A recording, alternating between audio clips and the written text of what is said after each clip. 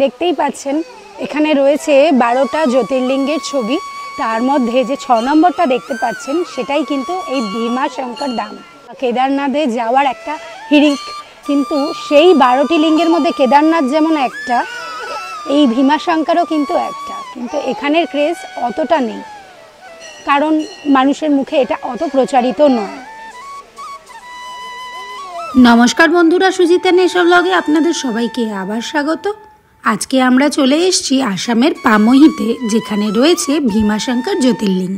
এখানে 5টি নদীর ধারা একত্রে মিলিত হয়েছে, তাই এই মন্দিরকে পঞ্চধারা মন্দিরও বলা হয়। এই মন্দিরের উৎপত্তি নিয়ে আছে নানান কাহিনী। অতিক্রম করছি দুর্গম পাহাড়ি রাস্তা, আমরা চলে এসেছি ভীমাশঙ্কর মন্দির বা ভীমেশ্বর ধামে, যেটা রয়েছে আসামে।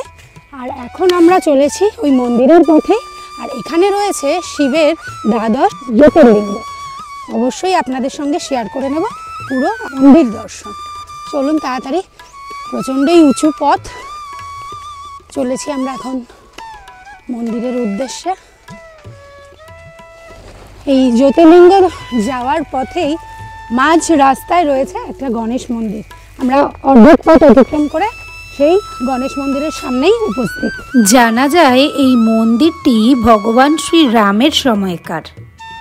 আর এখানে যে শিলাখণ্ডটি রয়েছে সেটি নাকি নিজে থেকেই এখানে সৃষ্টি হয়েছে। খুবই জাগ্রত এই গণেশ মন্দির। চলুন এই মন্দিরের দর্শনটা সেরে ফেলি। এখানে রয়েছে একটা শিলা, তার মধ্যে রয়েছে গণেশ মূর্তি, একদম ন্যাচারাল। এখানে নিত্য পুজো হয়।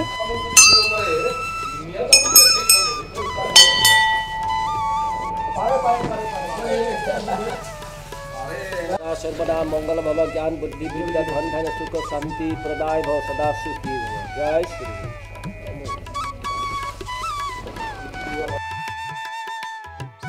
আর এখানকার টাইমিংটা এখানে বোর্ডে লেখা আছে। এটা হচ্ছে গরমকালে সকাল 7টা থেকে সন্ধে 6টা অবধি এখানে দর্শন হয়, আর শীতকালে হচ্ছে সকাল 7টা থেকে সন্ধে 5টা অবধি এখানে দর্শন হয়।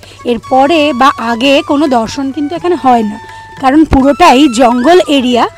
প্রচুর পরিমাণে জঙ্গলি জানোয়ার চলে আসে। ফর সেফটি এখানে এই দর্শনের টাইমিং। পাহাড়ি খাড়া রাস্তায় প্রাকৃতিক সৌন্দর্য উপভোগ করতে করতে চললাম ভীমাশঙ্কর দর্শনে। সবুজ গাছে ঢাকা এই ডাকিনী পাহাড়ের সৌন্দর্য কিন্তু অবর্ণনীয়।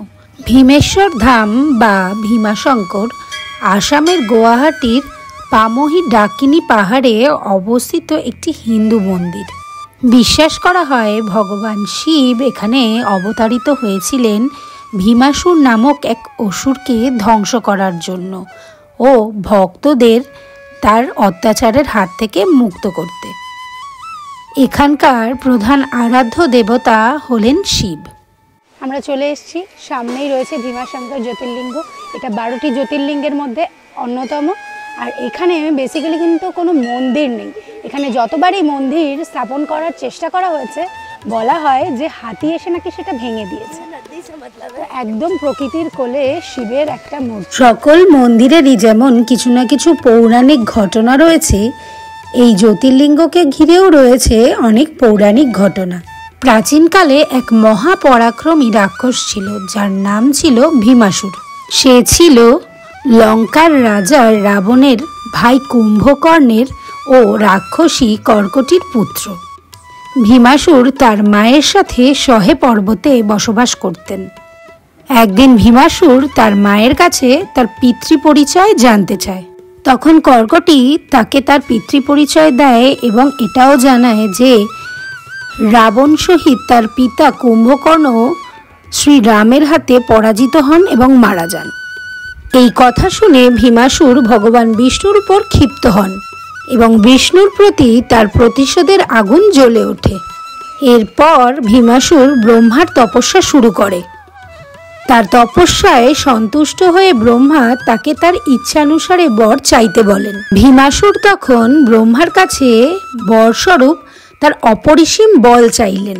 এই অপরিসীম বলের অধিকারী হয়ে ভীমাসুর শুরু করে মানুষের উপর অত্যাচার। শুধু মানুষের উপরই তার অত্যাচার সীমাবদ্ধ থাকে না, এই অত্যাচার শুরু হয় দেবতাদের উপরেও।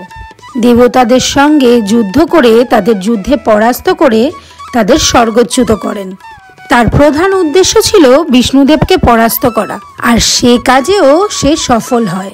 এরপর শুরু হয়ে যায় সমগ্র পৃথিবীতে তার অত্যাচার। ব্রহ্মার বরে কামরূপ দেশের রাজা পরম শিবভক্ত সুদর্শনকে পরাজিতও করল। পরম শিবভক্ত সুদর্শন কারারুদ্ধ অবস্থায় কারাগারে বসে শিবের পূজা শুরু করেন সমগ্র মানব জাতির কল্যাণে।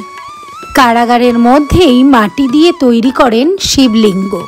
সেই লিঙ্গকেই তিনি শিবমূর্তি হিসেবে পূজা করতে শুরু করেন। অন্যদিকে ঋষিমুনিদের উপর বাড়তে থাকে ভীমাসুরের অত্যাচার। কামরূপ রাজের কারাগারে বসে শিব উপাসনার কথাও ভীমাসুরের কানে যায়।